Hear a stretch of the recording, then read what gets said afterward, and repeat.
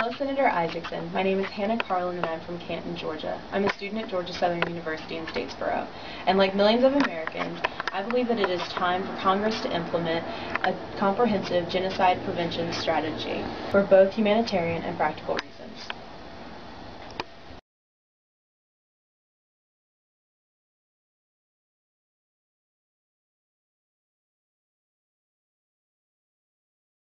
tumaze kwambara papa baraje nawe yabyumvishije abaraje aratubwira ati bana banjye tugiye gupfa ati ubwo birarangiye nyine bagiye kudutemagura ariko twasize abantu barimo kuboroga abandi bahiye abacitse amaguru baratemye bararuha batera amagranade bararuha bashyiramo ibishyitsi n'amamatera na za essence baratwika. After the Holocaust, we said never again. Did we really mean it? Genocide is one of the most difficult foreign policy challenges for the last 100 years. And we've almost uniformly failed to confront it. I think it's also important to look at the places where there are mass atrocity conflicts going on, not just what's technically been called genocide. The conflicts that are going on are not unknown. It's what we're going to do about it. The Genocide Prevention Task Force brought together some of the major policy actors from the last few administrations to produce a set of specific policy recommendations that would say, this is a priority. We're going to organize ourselves to make sure that never again is a real commitment of the U.S. government. The Genocide Prevention Task Force found that genocide is preventable. The past U.S. government responses to threats of genocide were almost entirely ad hoc. There was a lack of a structure in place to raise these issues to senior decision makers and prompt action on them on a timely basis. We've seen our entire system devoted to dealing with a conflict once it's already started.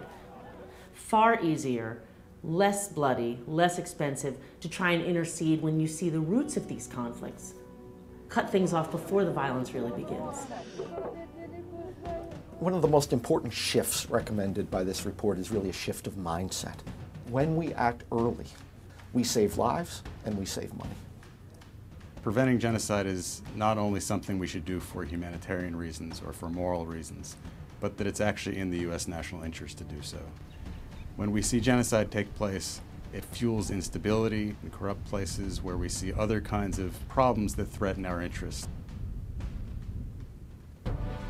The American people actually do care about preventing genocide. There's a growing sense of people of conscience that we're not going to let this continue.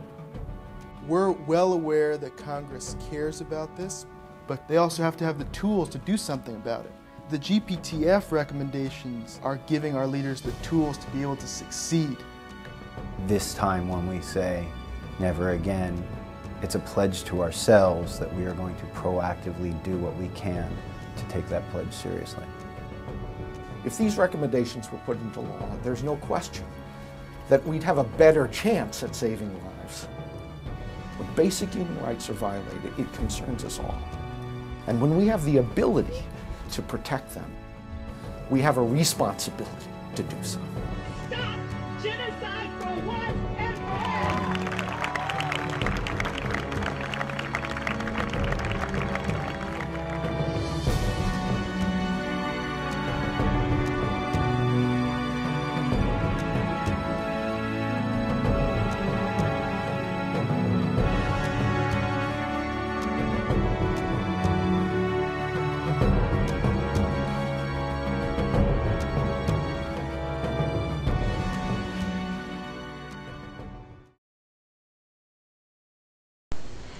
My name is Melanie Nelkin. As a Holocaust educator and current chair of the Darfur Urgent Action Coalition of Georgia, I feel compelled to ask you to be a leader in ensuring that the blueprint policy recommendations from the Genocide Prevention Task Force become legislated on your watch.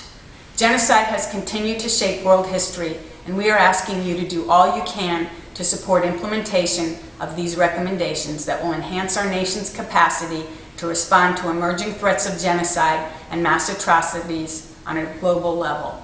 You have our overwhelming gratitude for demonstrating your commitment to ending the genocide in Darfur.